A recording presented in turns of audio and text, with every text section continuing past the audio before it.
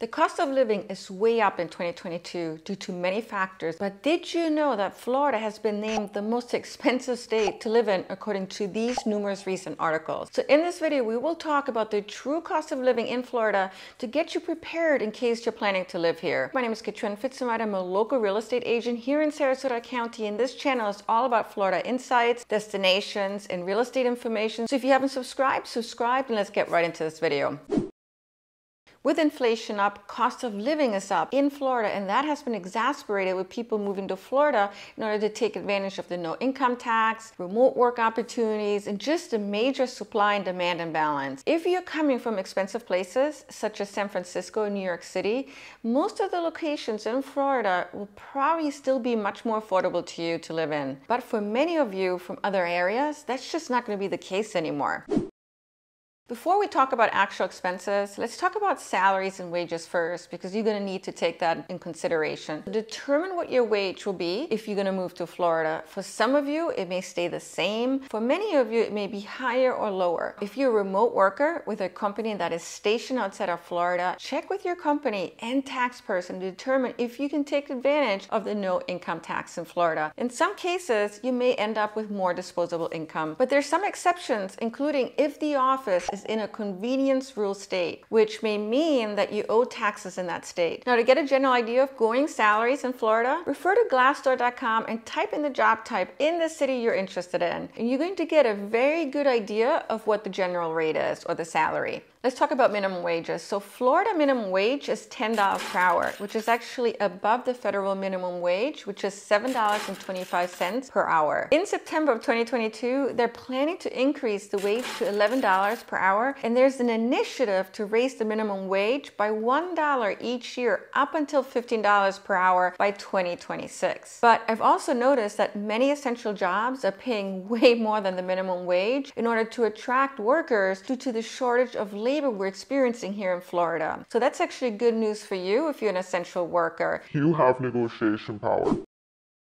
Let's start off with rent, which, just as the real estate prices, is at an all-time high in Florida. In February of 2022, Miami was designated as America's least affordable place to live per Realtor.com. Miami's average rental price is about $2,930, which is on par with San Francisco, which is crazy. Here's a chart from CBS News that shows you the rental price increases since the pandemic, with Florida clearly leading the way. But of course, the average rental price will differ depending on the location in Florida. So you're going to want to check the local rental market situation for exact prices. And no, just like there are multiple office situations with real estate properties here in Florida, the same holds true with rentals. With both rental and real estate prices up in Florida, it may still make sense for many of you to purchase versus rent, especially if you anticipate living in Florida for many years to come. Meaning that if we do have a real estate crash in 2022 or even next year, which I personally don't believe we will have, instead we're probably going to have a correction in the near future, you have time to ride it out. But the best thing to do is to speak to a financial advisor in order to determine what makes sense for you, rent or buy. If you are looking for a rental, by the way, I suggest you look at apartments.com, Zillow, or Airbnb versus working with a rental management company, which will likely charge you 1 month rent. And quite honestly, all the information is online at your fingertips, so you can find the information yourself and save some money. So at one point, Florida was known to have really affordable real estate prices. I remember back in New York City, people would say with $500,000 in Florida, you can get a mansion. Well, that's just not the case anymore. Per Realtor.com data, the US median real estate list price as of March was $404,000, while the Florida median price was $411,000, so very closely aligned with the US average. But for the more desirable places in Florida, such as Miami or Sarasota or Tampa, these prices will be way higher. Here are the top 5 most expensive counties and the top 5 least expensive counties. If you're in the market, you can use this as a starting guide for either luxury or affordable living options. Think about it this way. In general, it will be more expensive to live coastal, especially on the south and southwest side of Florida. If you're interested in other counties, I can send you an Excel spreadsheet with all Florida counties and average median list price as of March 2022. All you have to do is get in touch with me and I'll send it over to you. All right, let's Let's look at this chart here from CBS News based on Zillow.com's data. And as you can tell, popular locations in Florida are trending well over the US average home prices, with Miami leading the way. But to get a more specific sense of real estate prices in the location of your choice, I recommend that you visit Realtor.com and see what the average list price is for the type of home that you're looking for. So home insurance is somewhat of a touchy discussion point right now in Florida because the premiums have gone up dramatically over a short period of time. And actually, insurance will be even higher if you're in a flood zone. I personally had to shop for a new insurance company a year ago because my old insurance company dropped coverage in the Sarasota County region.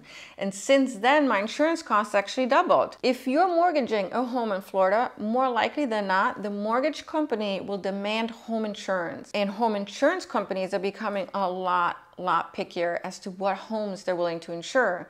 So for example, homes with roofs that are older than 15 years are not being insured by Progressive Insurance anymore. That's just an example, but there's other examples as well. According to a February 2022 article from CBS 12 entitled Rising Costs of Home Insurance in Florida, the average Florida homeowner's insurance cost in 2021 was $3,600, which was also the highest in the US, where the US average was actually $1,398. So why are premiums getting more expensive in Florida? Well, one of the main reasons is that Florida is susceptible to natural disasters, including hurricanes and thunderstorms, right? We've talked about it in several of my other videos. And we had a few in the recent past come through, such as Hurricane Irma, which caused substantial damage. If you own a home, they're expensive you will need to factor in, such as property taxes, which is close to 1% on average here in Florida of the assessed value of the property. So if you buy a house that is worth, say, $600,000, expect to pay roughly $6,000 a year on property taxes. Now, Florida has pretty reasonable property taxes, especially when you compare it to New York property taxes. And also don't forget about homestead exemption, which can lower the assessed value by up to $50,000, so you get taxed less. Let's talk about utilities costs. The monthly average in Florida is about $500 and can include electric, natural, gas, water, internet, and trash removal. You're gonna have to factor in the maintenance of your house, right? So if you have a pool, and many of you are gonna purchase a house with a pool here, weekly pool cleaning service could cost you on average $90 a month, and weekly lawn mowing about $120 to $200 a month. Naturally, it will depend on how much property you have and of course where you live. Now, if you own a single family house or a condo with an HOA and or CDD fees, the maintenance of your property may actually be included in those fees already. Now, knowing what the HOA and CDDs cover will also give you a good idea if those fees are actually fair when you understand what, in general, maintenance of the house otherwise would cost you if you had to take care of it yourself. So in most places in Florida, you're going to want a car, unless you live in a big city such as Miami or Tampa. You're the kind of person that's not going to venture out much. Now, car insurance in Florida is higher than the national average. According to Wallet Hub, $3,200 is the average per year in Florida for full coverage, or about $800 per year for minimum coverage, where the national average is around $2,000 annually for full coverage and about $700 for minimum coverage. There's a few reasons why car insurance tends to be higher here. A lot of it has to do with claims that come in due to weather events, and approximately 20% of Floridians actually don't have insurance, right? So they're driving uninsured. Because of that, the cost is passed on through higher premiums. All right, let's talk about health insurance. When you look to live in Florida and you're someone that needs to have access to good health care, make sure you review the local health care options. Florida is not known to have an above par healthcare system in the US, but you need to know that many places in Florida, such as Sarasota, will have very good access to health care. But again, that's not true for all places in Florida. For the cost of health care, visit healthcare.gov to get an idea of healthcare plans, options, and costs in the zip code of your choice. Now, for many of you with children, childcare is going to be one of the biggest expenses you're going to need to consider. According to the latest available data from the Economic Policy Institute, the average annual cost of infant care in Florida is about $9,200 a year. Now, if you're currently living in New York, Massachusetts, or DC, this is probably not going to sound too bad, as the cost of childcare in those states is probably close to double. But depending on where you're coming from, $9,200 may be quite steep.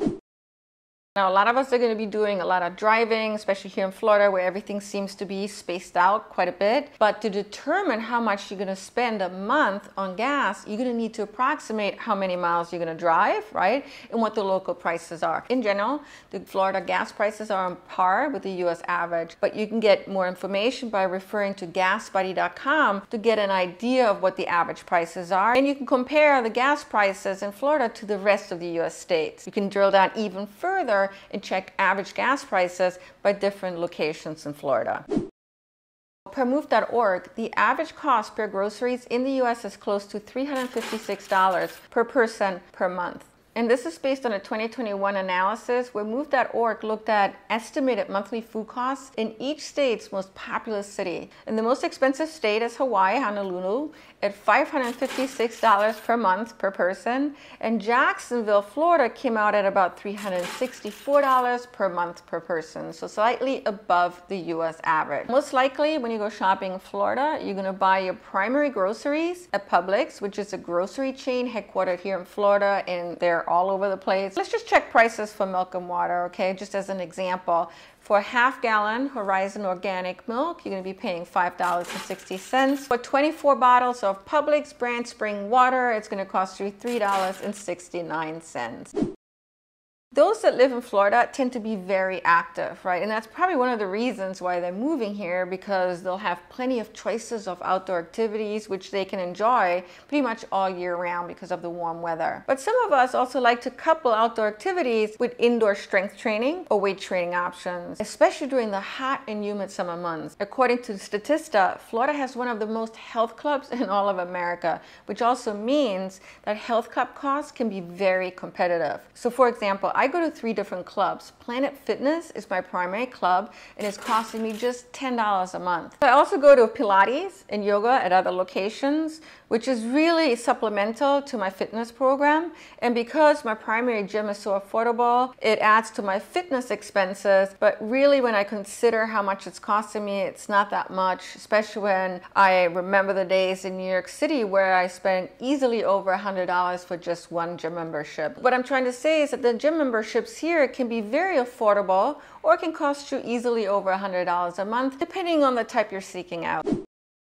When it comes to going out and how much it will cost you, it really does depend on your food preference and the budget, right? How much you're willing to spend. Naturally, dining out in bigger metropolitan cities such as Orlando, Miami, and Tampa will be more expensive than if you're in a smaller, remote town. But I find that in general, there are many affordable options, right? And there are less affordable options, especially if you like fine dining. There's lots of fine dining options in Florida. Best thing you do is go on tripadvisor.com and review the restaurant choices and browse the menu options and prices for the restaurants you like in the location that you're looking to move to. If you enjoyed this video, if you learned something new, please like this video. Also, think about subscribing to this channel for Florida related information, destinations, and real estate. If you're looking to purchase here in Sarasota County, and that includes Sarasota, Bradenton, Lakewood Ranch, and Venice, I would love to team up with you and help you find your next home. Thank you so much for watching today and sticking around until the very end with me. I always appreciate it when you do. Take care.